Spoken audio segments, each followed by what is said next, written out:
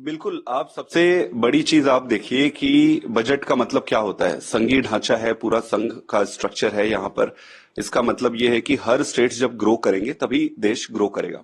आप देखिए आपका जो बजट एलोकेशन है उसका पैरामीटर क्या है, उसका आधार क्या है, क्या आधार है जिसके बेसिस पे आप फंड्स एलोकेट करते हैं।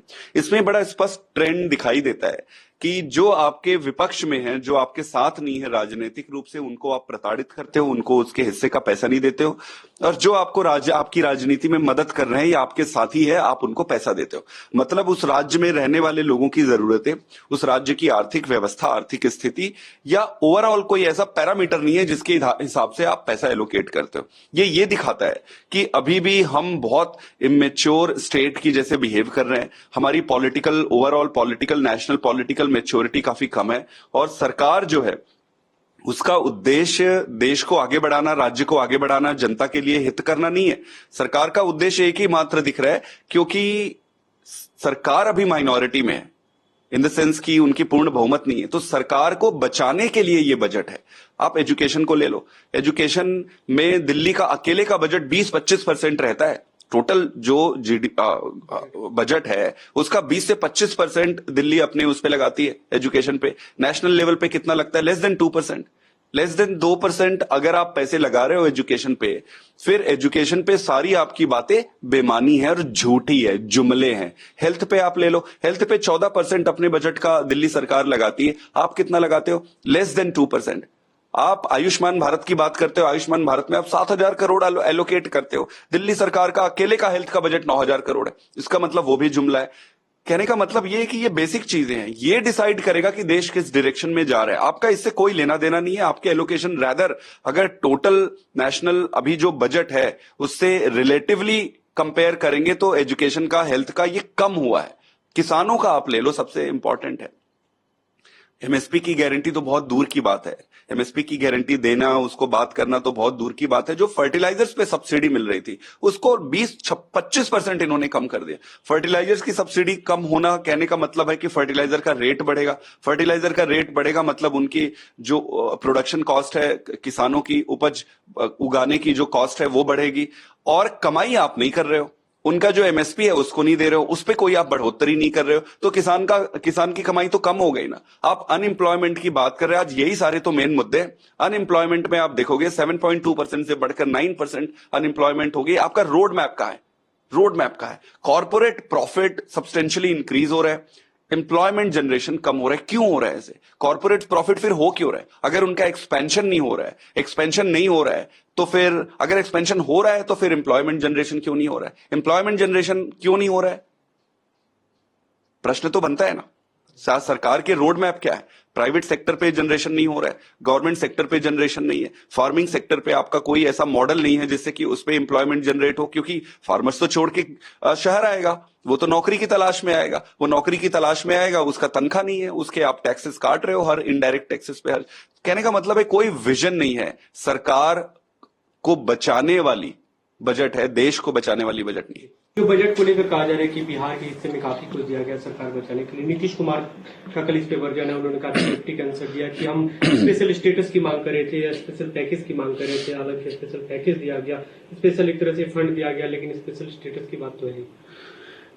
देखिए, किस स्टेट को कितना मिला उनको बधाई है, इसमें एक्सक्यूज मी, उसमें कोई हमें आर्ग्यूमेंट नहीं है। वो भी हमारे अपने हैं, बिहार भी हमारा अपना है, उसको भी मिलना चाहिए, सबको मिलना चाहिए। मेरा सबमिशन बस ये है कि आप जो एलोकेट करते हो उसका आधार आपकी छोटी और तुच्छ राजनीति नहीं होनी चाहिए। ये ऐसी चीजें हैं जिस पर आपको राजनीति से ऊपर उठकर कुछ ऐसे आधारभूत तथ्य होने चाहिए जिसके आधार पर दिए जाने चाहिए। अभी जैसे फाइनेंस मिनिस्टर स्पीच दे रही थी, आप पूरे स्पीच में सुनना, वहां से बाढ़ आती है इसलिए हमने उनको दिया, उस स्टेट को दिया, अब मैं इस स्टेट पे आती हूं। अरे आप ऐसे क्यों करते हो? आप ऐसे कहो ना कि जहां जहां पूरे देश में बाढ़ आती है उन सभी राज्यों को ये चीजों से हम मदद करेंगे।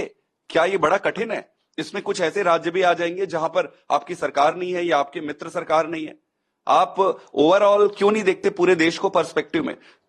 कहने का मेरा मतलब सिर्फ इतना है कि कोई विजन नहीं है। ये तोड़ जोड़ तोड़ की जैसे राजनीति इनकी चल रही है वैसे ही इनका बजट है। आज आप लोग प्रोटेस्ट करने वाले इंडिया ब्लॉक के सभी नेता इसको आरोप लगाते हुए, सबसे फंडामेंटल चीज क्या है, जब बजट आती है तो बहुत सारे स्टेट्स के बहुत सारे पेंडिंग मुद्दे होते हैं। जैसे पंजाब का 8,000 करोड़ बजट से उसका कोई लेना देना नहीं है, समझ लो, फिर भी 8,000 करोड़ ऑलरेडी एलोकेटेड है, वो आपने रोक के रखा है एक कागज में। नया देना तो दूर, आप जो पहले से एलोकेटेड है वो तक आप नहीं दे रहे हो। दिल्ली का शेयर आप ले लो, दिल्ली लाखों करोड़ रुपए केंद्र सरकार को देती है कमा के, और आप देते क्या हो, वही पुराना, इतने सालों से एक चवन्नी तक आप नहीं बढ़ा रहे हो।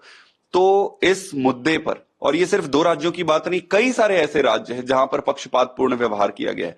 कई राज्यों के इस पक्षपातपूर्ण व्यवहार को देखते हुए इंडिया अलायंस ने यह तय किया कि हम आज प्रोटेस्ट करेंगे। सरकार को बाई पार्टिजन होना चाहिए, सरकार को बड़ा दिल रखकर देश में रहने वाले इंसान तो इंसान, जीव जंतु पक्षी सबका ध्यान रखना पड़ता है। आप तो बड़े मतलब ये राज्य मेरा फ्रेंडली स्टेट है तो इसकी मदद करूंगा, और ये राज्य मेरे ऑपोजिशन में है तो मदद नहीं करूंगा, ये तो बहुत गलत बात है। तो उस पर प्रोटेस्ट है। कल मल्लिकार्जुन खड़गे घर पे इंडिया ब्लॉक नेताओं की मीटिंग हुई। कहा जा रहा है कि उसमें जो फैसले हुए कि 4 जो अपोजिशन राज्य हैं, खासतौर पर इंडिया ब्लॉक शासित राज्य हैं, उनके मुख्यमंत्री नीति आयोग की बैठक का बहिष्कार करेंगे जो 27 जुलाई को होनी है, बजट के इसके विरोध में। देखिए, नीति आयोग की बैठक में होता क्या है, आपको फंडामेंटली समझना पड़ेगा कि आप बुलाते हो, आप उनको बैठाते हो, आप बड़ी बड़ी बातें करते हो, और होता नहीं है कुछ भी नहीं होता है। होने का आपका बजट आपके विजन को रिफ्लेक्ट करता है। आप जिस चीज के लिए पैसा दोगे करोगे तो वही ना, आपके बजट से ही रिफ्लेक्ट हो रहा है कि आप करना क्या चाहते हो। नीति आयोग की मीटिंग में आप मुझे बता दो कि आज तक ऐसा क्या फंडामेंटल और सब्सटेंशियल काम हुआ है। वहां पर सिर्फ एक ही काम होता है कि कैसे किस राज्य को पीछे ढकेलना है, किस राज्य को आगे बढ़ाना है। तो कहने का मतलब यह है कि सरकार अगर इतना नॉन कोऑपरेटिव और इतनी छोटी मानसिकता से प्रोग्रेस कर रही है तो उनको जगाना पड़ेगा, उनको बताना पड़ेगा कि आप गलत कर रहे हो। छोटी राजनीति से ऊपर उठो, बड़ा सोचो। देश, विशाल देश के आप प्रधानमंत्री हो, इतने महान और विशाल देश के प्रधानमंत्री होकर इतनी तुच्छ मानसिकता से अगर आप बजट बनाओगे तो देश बनेगा कैसे, बढ़ेगा कैसे। एक और चीज उस मीटिंग में निकली, जिस तरीके से अरविंद केजरीवाल जी को ये जेल में रखे हुए हैं, जेल में ये रखे हुए हैं, बाकी सारी चीजें दुनिया के सामने है कि कैसे रखा हुआ है। लगातार उनका जो ब्लड शुगर है वो डिप हो जा रहा है, 50 से नीचे आते जा रहा है। कहने का मतलब जो भी इस चीज से अवेयर है, जो जानकारी रखते हैं, वो आपको बताएंगे कि इस तरीके से शुगर लेवल अचानक रात के समय डिप होना व्यक्ति के जान के लिए खतरा है।